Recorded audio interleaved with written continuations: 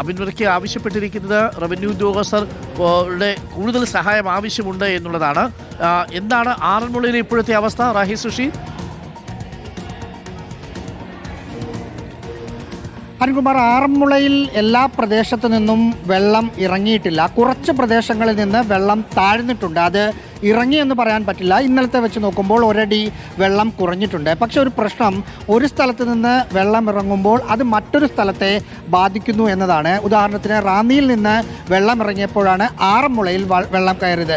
സാധാരണഗതിയിൽ ആറന്മുളയിൽ നിന്ന് വെള്ളം ഇറങ്ങുമ്പോൾ ചെങ്ങന്നൂരിൽ വെള്ളം കയറേണ്ടതാണ്. പക്ഷേ PC വിഷ്ണു പറയുന്നത് നിലവിലെ സംഭവവികാസങ്ങൾ നോക്കുമ്പോൾ ചെങ്ങന്നൂരിൽ വെള്ളം കയറിയിട്ടില്ല. പകരം അത് തിരുവല്ലയുടെ ഭാഗത്തും ഒപ്പം അപ്പർ കുട്ടനാട് തുടങ്ങുന്ന നമ്മുടെ കോട്ടയത്തെയും ആലപ്പുഴയെയും ബോർഡറായ നിരണം ഭാഗത്തുമാണ് വെള്ളം കയറുന്നത് എന്നാണ് അദ്ദേഹം പറയുന്നത്. ആ ഭാഗത്ത് ഇപ്പോഴും വെള്ളം കയറുന്നുണ്ട്. ഇതിൽ പ്രധാനപ്പെട്ട ഉദ്യോഗസ്ഥരോട് സംസാരിക്കുമ്പോൾ 24 മണിക്കൂർ വേണ്ടിവരും ഒരുപക്ഷെ ആറന്മുളയിലെ വെള്ളം പൂർണ്ണമായും താഴാൻ. അങ്ങനെ വെള്ളം താഴ്ന്നു കഴിഞ്ഞ് മാത്രമാണ് മറ്റ് വീടുകൾ ക്ലീൻ ചെയ്യുന്നത് അടക്കമുള്ള പ്രവർത്തനങ്ങളിലേക്ക് പോകാൻ കഴിയൂ. 5 പഞ്ചായത്തുകൾ ഇതിൻ്റെ ദുരന്ത ബാധിതരാണ് എന്നതാണ് അബിൻ വർക്കി പറഞ്ഞ പ്രധാനപ്പെട്ട കാര്യം. നമ്മളിപ്പോൾ നിൽക്കുന്നത് കോഴഞ്ചേരി സെൻറ്റ് മേരീസ് ഗേൾസ് ഹൈസ്കൂളിലാണ്. ഈ സ്കൂളിലാണ് ദുരിതാശ്വാസ ക്യാമ്പ് പ്രവർത്തിക്കുന്നത്. 3 ക്യാമ്പാണുള്ളത്. അതിൽ പ്രധാനപ്പെട്ട ഏറ്റവും അധികം 60 കുടുംബങ്ങൾ താമസിക്കുന്ന ഒരു ക്യാമ്പ് ഈ ക്യാമ്പാണ്. ഈ ക്യാമ്പിൽ മറ്റ് രാവിലെ ഭക്ഷണം കൊടുക്കുന്നതൊക്കെ കുറച്ച് താമസിച്ചതടക്കമുള്ള പരാതികൾ ഉയർന്ന ഒരു സ്ഥലം കൂടിയാണ്. എങ്കിൽ പോലും ഇപ്പോൾ കാര്യങ്ങളൊക്കെ കൃത്യമായി തന്നെ പോകുന്നുണ്ട്. എങ്കിലും വെളിച്ചോ ഫാനോ ലൈറ്റോ ഒന്നും കാണുന്നുമില്ല. ഇവിടെ പ്രദേശവാസികൾ ഉണ്ട്. വീട്ടിൽ ഫുള്ള് വെള്ളം കയറിയോ അമ്മച്ചി? വെള്ളം ആ കാര്യമാണ് പറഞ്ഞുകൊണ്ടിരിക്കുന്നത്. വെള്ളം കയറി എല്ലാം നഷ്ടപ്പെട്ടിരിക്കുക. വെള്ളം ഇറങ്ങിയിട്ടില്ല ഞങ്ങളുടെ മുറ്റത്തുനിന്ന്. വെള്ളവും പെരക്കാത്തും കിടക്കുവാന്നാ പറഞ്ഞത്. ഞങ്ങൾക്ക് പോണ്ടായോ? ഞങ്ങളുടെ എല്ലാം നഷ്ടപ്പെട്ടു. ഇനി എന്തുവാ? ഞങ്ങളെ കൂടെ അങ്ങ് കൊണ്ടുപോകാൻ പറ.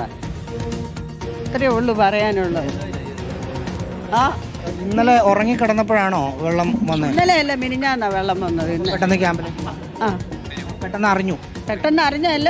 നമുക്ക് വേണ്ടപ്പെട്ടവരൊക്കെ വിളിച്ച് പറഞ്ഞു, ഞങ്ങളെ വന്ന് സഹായിക്കാൻ വന്നു. ഞങ്ങളും എന്താ വീട്ടിൽ വെള്ളമാണ്, പിന്നെ മൊത്തം വെള്ളം, ഇത്തരം വെള്ളമാണ്, വെള്ളമുണ്ട്, ഇത്രയും വെള്ളമാണ്.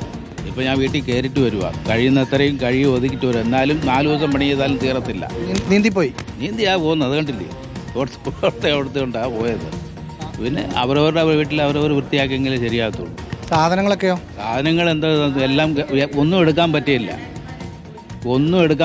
അതുപോലെ ഇട്ട കൊടുക്കാനുള്ളതാണ്. 2018 പോയതെല്ലാം പോയിട്ട് രണ്ടാമത് ഞങ്ങൾ പുതിയത് വാങ്ങിച്ചു.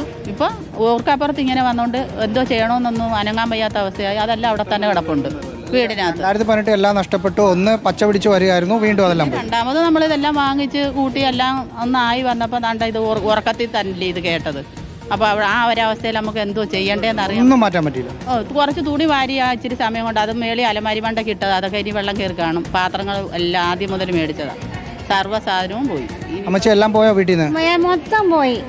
2018 പോയി കഴിഞ്ഞപ്പോൾ എല്ലാം ഞങ്ങൾ ചെറുതായിട്ടെല്ലാം കഷ്ടപ്പെട്ടെല്ലാം ഓരോന്നുണ്ടാക്കി. ഇപ്പോൾ ഇനിയിപ്പോൾ ചെന്ന് നോക്കി പിള്ളേരെങ്ങോട്ട് പോയിട്ടുണ്ട്. ഇതിപ്പോൾ എല്ലാവരുടെയും സ്ഥലം അങ്ങ് എടുത്തേച്ച് ഞങ്ങൾക്ക് വേറെ എന്തെങ്കിലും ഒരു മാർഗം തന്നാൽ മതി. അതാണ് ഏറ്റവും നല്ലത്. ഞാൻ പറഞ്ഞിട്ട് എനിക്ക് കാരണം പ്രായമായി ഇത്രയും ഇനിയും പ്രായമായി വരിക. മരിച്ചില്ലെങ്കിൽ ഈ കഷ്ടപ്പെടാൻ വയ്യ. പെട്ടെന്ന് വെള്ളം കയറുമ്പോൾ ഇറങ്ങി ഓടാനൊന്നും പറ്റത്തില്ല. വഴിയുമില്ല വരവില്ല. ഇന്നലെ ആണെങ്കിൽ 2 പേരെന്നെ പിടിച്ച് കരക്കോട്ട് കയറ്റിയത്.